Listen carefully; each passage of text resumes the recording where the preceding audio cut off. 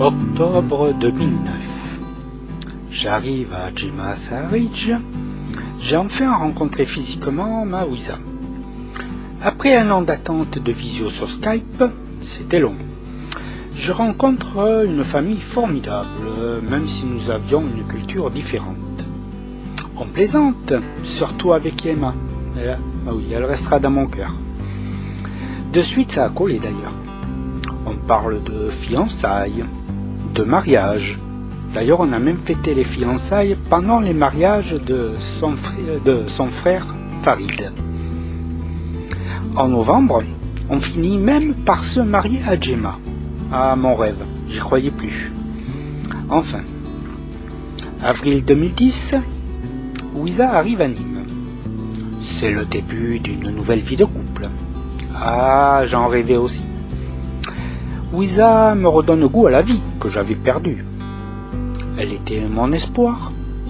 J'ai même eu la chance de lui trouver un travail 2 mois après son arrivée en France chez un ancien patron à moi.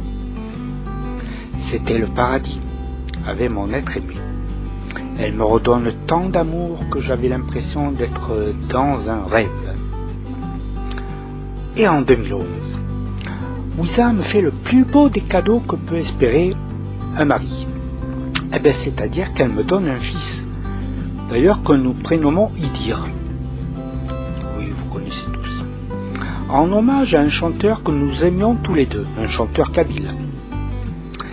Pour lui faire plaisir, oui, avec un choix. De toute façon, j'avais pas d'attache sur Nîmes. Donc nous quittions Nîmes en 2013 pour rejoindre Roubaix. Roubaix, oui, pour se rapprocher de sa famille. Au début, tout se passe bien. Ah, c'était le pied. Bon, même si le climat n'est pas le même que dans le sud, mais on s'adapte. Ensuite, le comportement de Wiza a changé. Elle avait pris ses distances. Elle était plus pareille. J'avais l'impression même d'être un étranger dans ma maison. Notre couple devient de plus en plus de la cohabitation d'ailleurs qu'une vraie famille. Malgré tant d'efforts, j'ai essayé, mais bon, je crois qu'elle est un petit peu aveugle.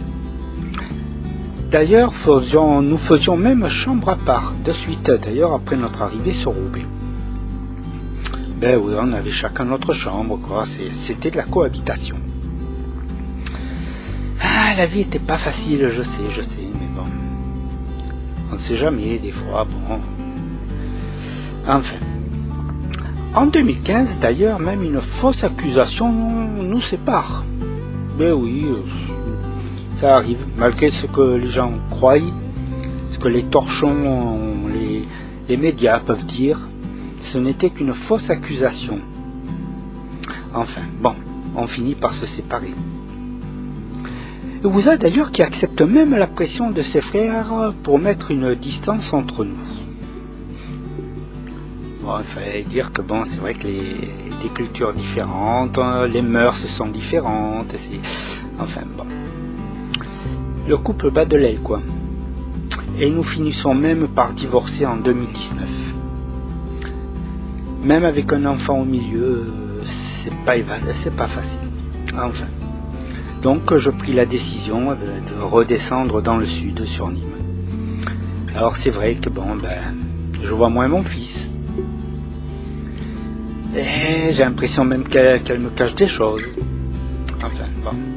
Mais Wiza, elle restera toujours dans mon cœur. C'est la mère de mon fils. Et pour moi ça a été mon plus bel amour. Voilà. Malgré ce que j'ai pu connaître avant, Wiza restera mon plus bel amour. Voilà. Et je peux pas passer une journée sans penser à elle.